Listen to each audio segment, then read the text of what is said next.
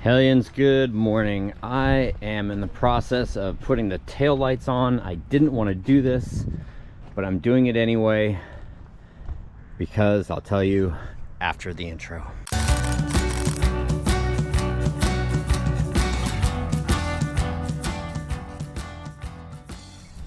The restoration shop is not that far from us, and I want to take the back roads down there.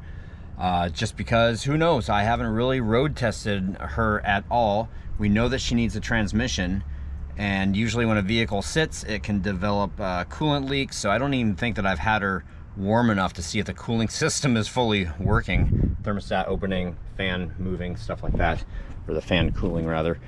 I was going to have Angie follow me like really closely because I wasn't going to have any lights on it, but I've gone through all the trouble of getting the temporary license, getting it insured, so I want to do the last thing, and it would just suck to get pulled over for not having any lights on it. So didn't want to do this, didn't want to take the brand new lights out of the box and put them on until I was ready for them, but I also don't want to ticket, so we're putting the lights on, and I'm getting at least the brake lights working.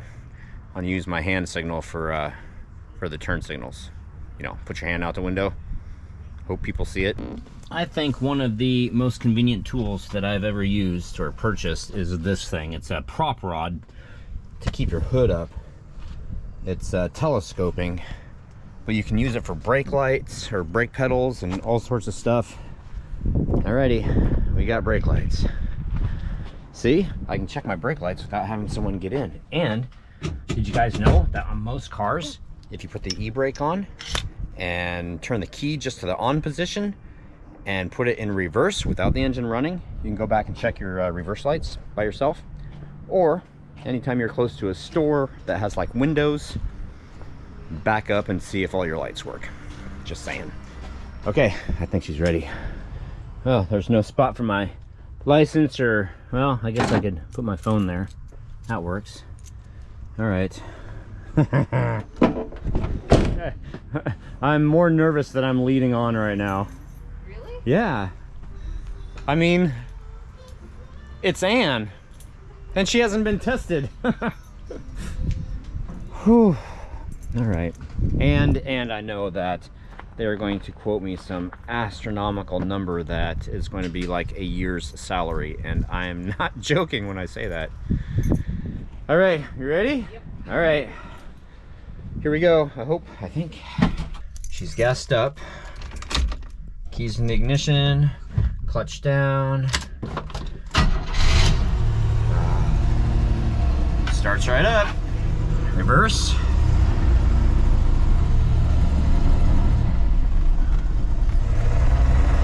All right. Oh, she's loud.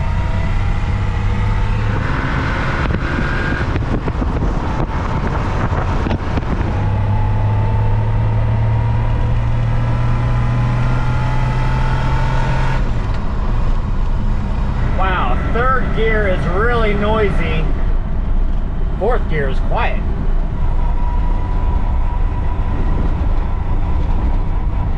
Well, she does have runnability problems, but she runs. She's misfiring now. It's getting worse. It smells like she's running rich. Carburetor problem, maybe. She stalled right outside of the place. Oh my God, this is horrible. Oh.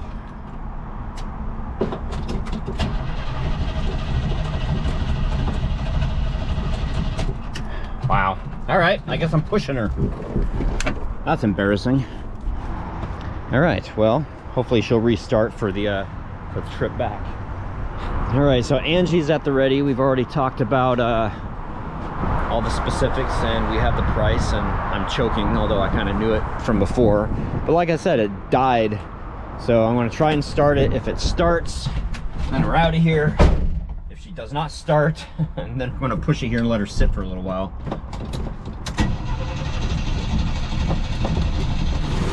All right, got her started.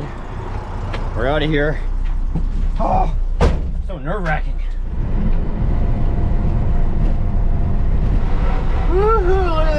made it home. That's awesome. I am so happy. There we go. She made it home, and I have something I want to check.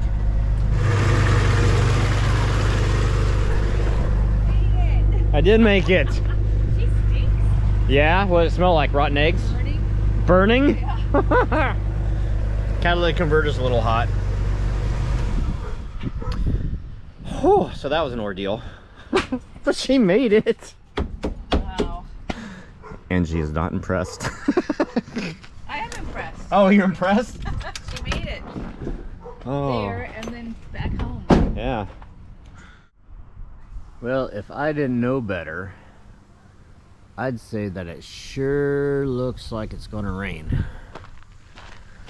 Okay, so now that we've dealt with Ann and we've choked on the price tag a little bit, we have more concrete stuff to do.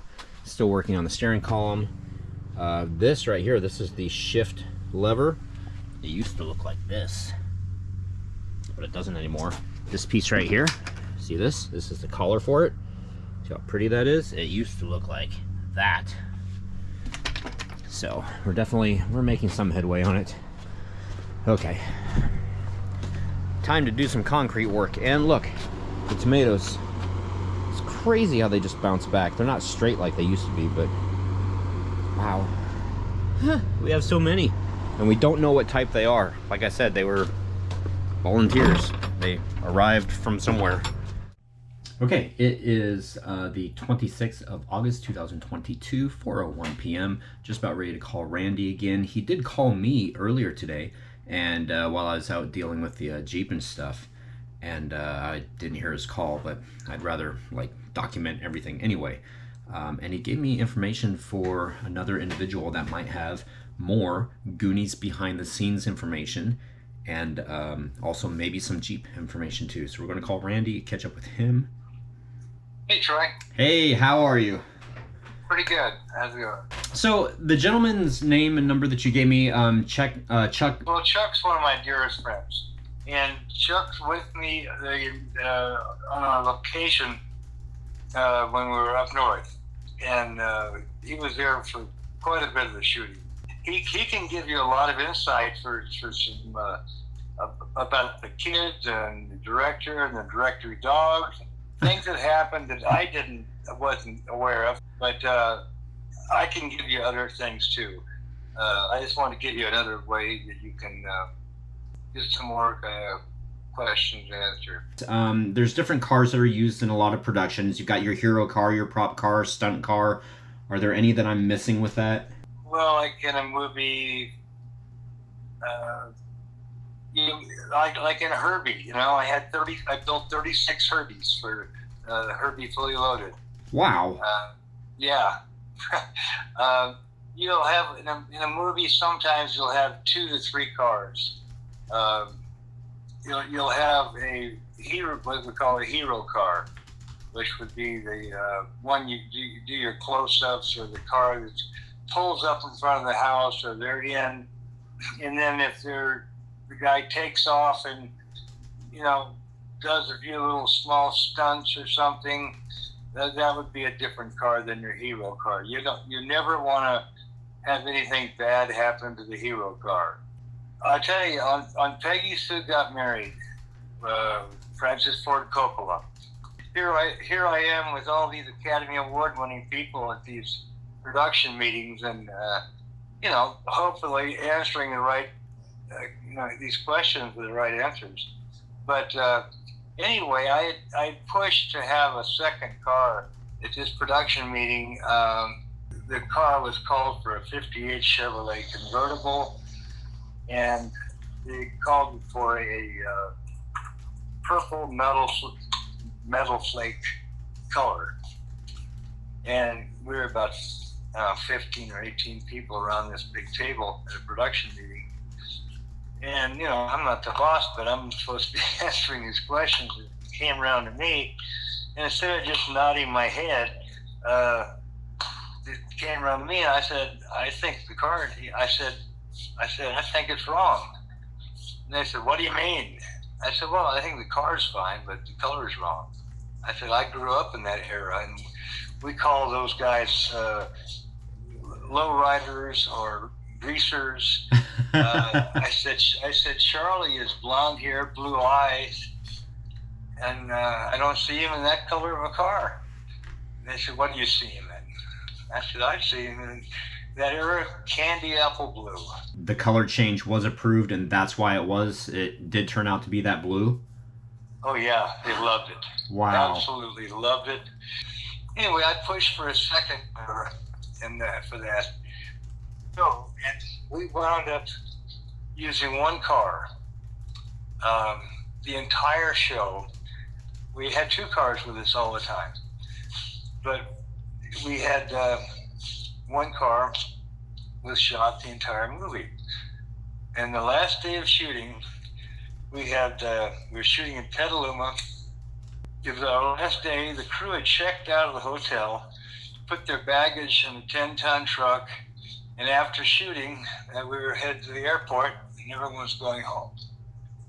And it was an important shot that they got Nicolas Cage and Kathleen Turner.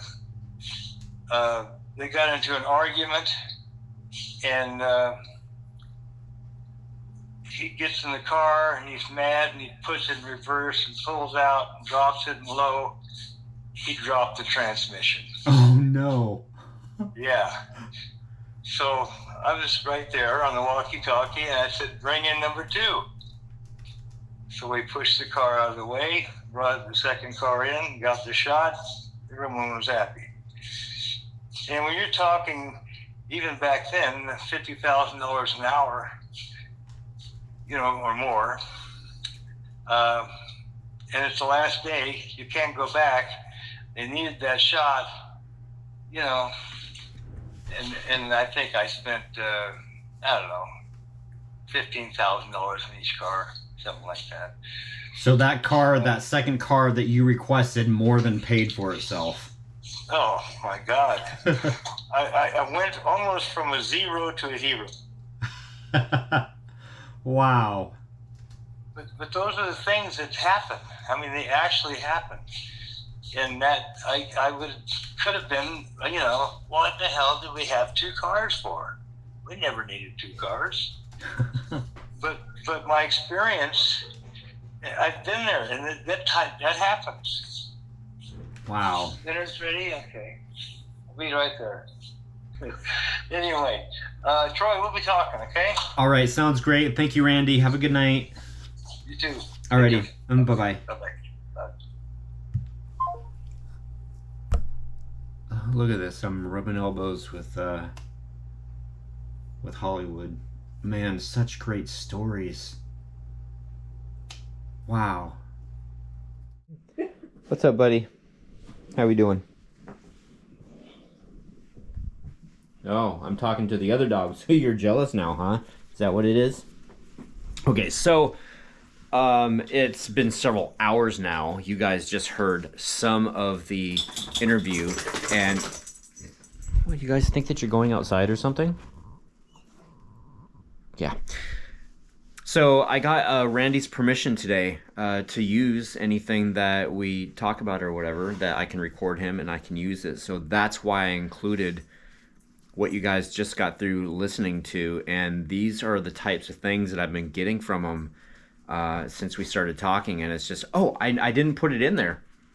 Shoot. I started talking, or he started talking about the hero cars, and my point in talking to him about the different types of cars that are used in a movie before we got on that tangent. I wanted to verify, and I did verify, that the Jeep in the Goonies, there was only one. There was it was the hero car. It was also the stunt car. So it's kind of a nice thing that nothing happened to it, except for the mirror and filming or whatever, that they had to take the mirror off of it to mount the camera or whatever. But there was only one Jeep, and he doesn't think that it's a very high probability that we will find what happened to the other one, because he says that they usually just go back to the dealer and then they're sold. But somebody out there knows what happened to it. It may be rebar in a building. You know, it might have been recycled, is what I'm saying. Went to the scrapyard, been recycled, it turned into rebar. We don't know, but somebody knows where it went. Somebody that worked at a dealership back then or something like that. Anyway, it's been a long night. It's late. I'm going to say goodnight. You can say goodbye. Bye. And again, we didn't talk to you like hardly at all today. Just to let you know. Boring. You are not boring. You and your little fluff tortilla. Okay, I want to snuggle up in the fluff tortilla too. That's my tortilla. What? It's our tortilla. No. It's my tortilla. Did you say food? I'll take some of that, please. First you say outside, and then you said food. All right, guys. See you tomorrow. Good night. It's a puppy tortilla. It's a puppy tortilla. It's a puppy tortilla. Jeez. It almost looks like Charlie Brown's Halloween costume. I got her up.